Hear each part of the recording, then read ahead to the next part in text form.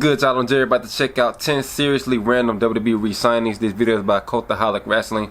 Some of the most random re-signings will have to be, for me, will possibly be Eva Marie, because before she was never a legitimate wrestler. She was always eye candy for the adult crowd at the time, and they brought her back like a couple years ago for whatever reason. And I think recently she said that she was in talks with coming back for a third time. So about to hop into the video, man, and see what other seriously random WWE re-signings that Cultaholic Wrestling has on his list. Let's go.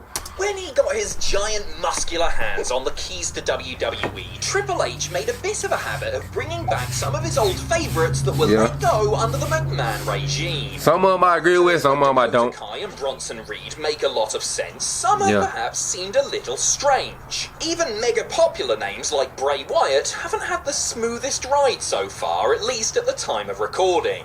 Don't worry though, because we've got some really weird ones for you from years gone by. I'm Adam Cheesy from Cultaholic Wrestling, and these are 10 seriously random WWE re-signings. Join us.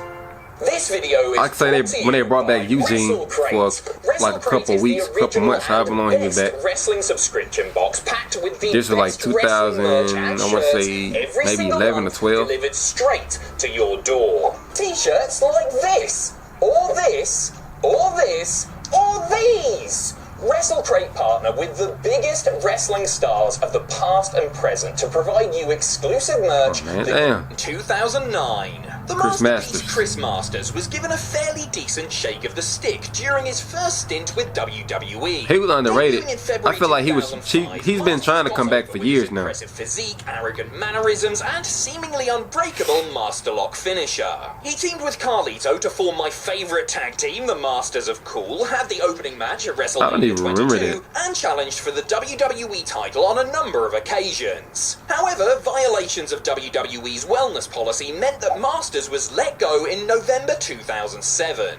After closing around on the indies, the chiseled superstar returned to McMahonland in July of 2009 and did, well, not a lot really. He had a very brief feud with MVP, got into a relationship with Eve Torres, and that was about it. He was then released again in 2011, so what was all that for, really? What makes this rehire so random is that WWE clearly saw something in Masters during his first run. So why didn't they try and recapture that magic the second time around, instead of making him a glorified jobber? That said, the peck dancing thing, really cool. Number 9, Gail Kim in 2008. Whilst working for TNA between 2005 and 2008, Gail Kim helped revolutionise the way women's wrestling was seen in North America. Her feud with Awesome Kong over the Knockouts Championship is nothing short of legendary. TNA was so good back then. The entire company on the map. However, when Kim's contract expired in 2008, she chose to go back to WWE. Kim's first go-around in the company started off very strong as she won the Women's Championship in her very first match. She lasted a little over a year before being abruptly cut as management informed her that they wanted to take the women's division in a new direction. That direction clearly involved a lot more bikinis. So we're not really sure what Kim was expecting when she went back to WWE. The company still didn't really care about its female performers, so they weren't going to give her anywhere near the same treatment she'd received over in Nashville. Kim realised this herself on the August 1st, 2011 episode. She eliminated herself. She was so fed up that she eliminated herself from a battle royal. She left the company later that year, and honestly, it's hard to argue with her decision. Seriously wasted potential on WWE's part. Number 8, the British Bulldog in 1999. During the 80s and early 90s, the British Bulldog was a fantastic mid-card and tag team act who truly embodied the cartoony spirit of the World Wrestling Federation. Sadly, that spirit had become a lot more dark and grimy by the time Bulldog returned to the company in 1999. After leaving in protest over the Montreal screw job, Bret Hart was his brother-in-law after all, Davey Boy spent a couple of years working for WCW.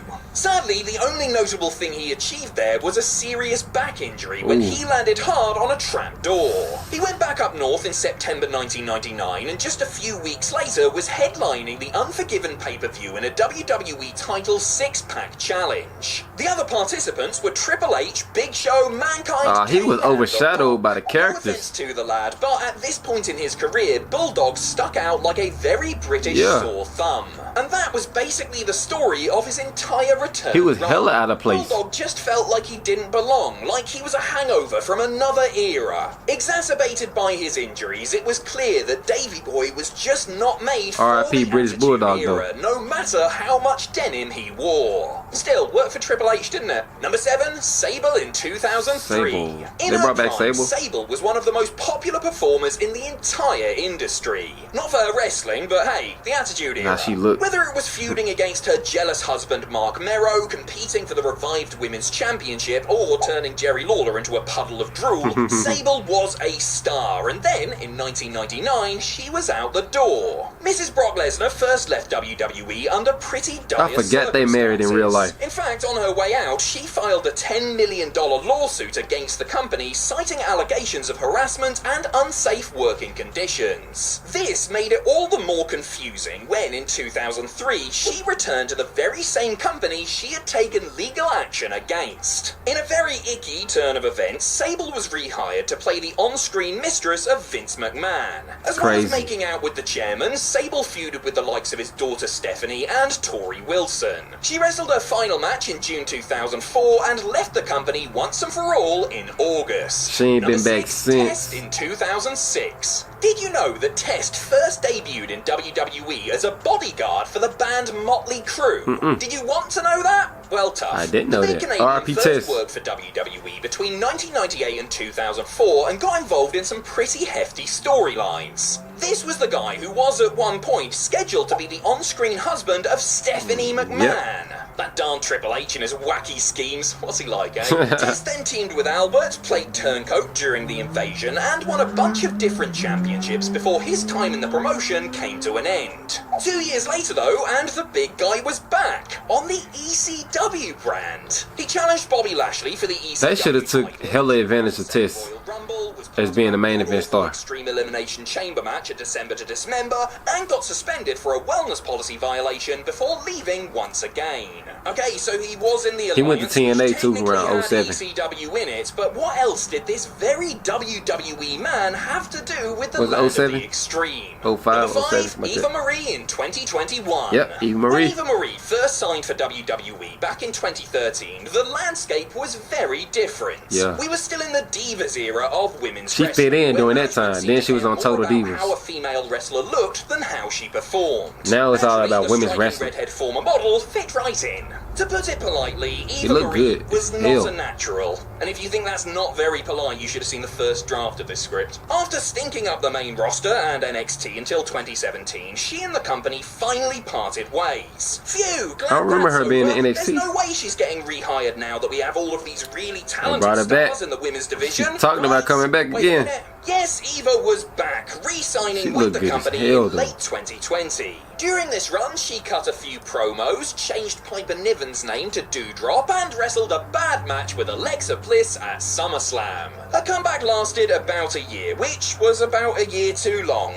Nothing against the woman personally, obviously, but she was just too big of a reminder of a time in wrestling many fans would like to forget. Yes. There were fragments of an idea in terms of Eva's booking, but it soon became clear that WWE just did not have a long-term plan in mind. Number 4, Haku in 2001.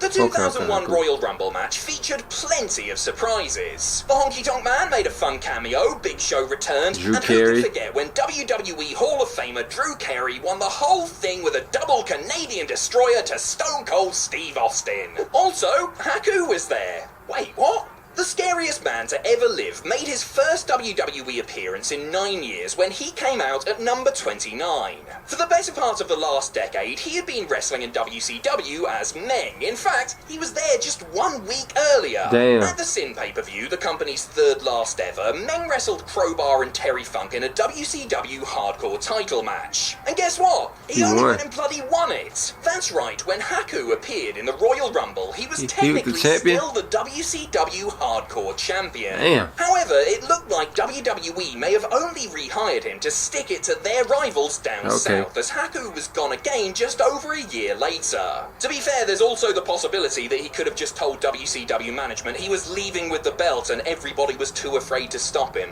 Can't blame him. Number 3, Eric Bischoff in 2019. I remember that. They tried to get him to be the writer of Raw. No, be the writer of SmackDown. Stone Cold Steve Austin, Hulk Hogan, and Paul Heyman was going to be the writer of Raw. But few have posed quite the same threat as Eric Bischoff. As executive producer during WCW's golden years, Bischoff came within inches of taking down the sports entertainment patriarch for good. Yep. Bischoff's WWE debut came as a shock to everyone as he was announced he was a good general manager though. Of Raw in 2002. He's appeared numerous times. I hated him, but he was a good general manager. But his strangest comeback was one that fans barely got to see at all. In June 2019, it was announced that Raw and SmackDown were getting some new executive directors. Heading up the red brand was Paul Heyman, which made sense as he already worked for WWE at the time. But on the blue side was a returning Eric Bischoff. Bischoff being brought back to a position of power was something nobody saw coming. The whole move turned out to be a disaster as Bischoff was sacked in October, but for one brief moment, the former heads of WCW and ECW were both helping Vince McMahon run the company. Yeah. Wrestling's so weird. Number 2, Tatanka in 2005. Remember when Tatanka randomly turned up in the 2016 Andre the Giant Memorial Battle Royal? Yeah. No announcement, no entrance music, no nothing. He was just there. Well, it turns out that the Native American superstar had prior when it came to showing up on WWE programming for no reason. Do I remember that? In August 2005, Tatanka answered the Eugene Open Challenge to compete against Nick Dinsmore for Kurt Angle's stolen gold medal. That is a crazy sentence. What was meant to be a one-off turned into a full-on return, and the former War Eagle was back, baby. He was in the 2006. I remember when Animal came back. He was the Miz's first was Animal or Hawk? Animal. He teamed with Matt Hardy to take on Eminem for the tag team titles on pay-per-view. All this from a guy who debuted back in 1992. Damn. In terms of weird returns, they do not come much weirder than this. Not only was Tatanka back, but he was involved. He was getting better storylines than performers 10 years younger than him, and sadly, we have absolutely no idea why. Number 1, D'Lo Brown in 2008. D'Lo Brown is surely one of the most underrated wrestlers WWE has ever had on their books. Cool, charismatic, and with a moveset that wouldn't look out of place today, D'Lo was a captivating presence whenever he was on screen. A staple of the Attitude Era undercard, Brown hung about until 2003. He then wrestled for the newly formed TNA, spent a lot of time in Japan, and even fought for the Ring of Honor World title at one point. But hang on, he also came back to WWE in 2008. Pulling my leg, aren't you? No leg pulling here. Brown really did re-sign for WWE in June 2008. In his redo with the company, D'Lo wrestled a whopping 5 televised matches, and almost all of them were against Santino Marella. Bit of trivia, he also wrestled Dolph Ziggler under his Nick Nemeth ring name, in case you were curious. D'Lo actually beat Santino in an IC title bout, but it was by disqualification. Should have just given him the belt, come on. D'Lo was dropped in 2009 due to cost-cutting measures, which begs the question, why did they even rehire him in the first place? Still, for my money, the greatest European champion of the world. Big up D'Lo Brown. Alright, y'all, great video, man. Let me know down below in the comments of what y'all thought of my reaction to this video. Hit that like button, leave a comment once again. Until next time, I'm out. Peace.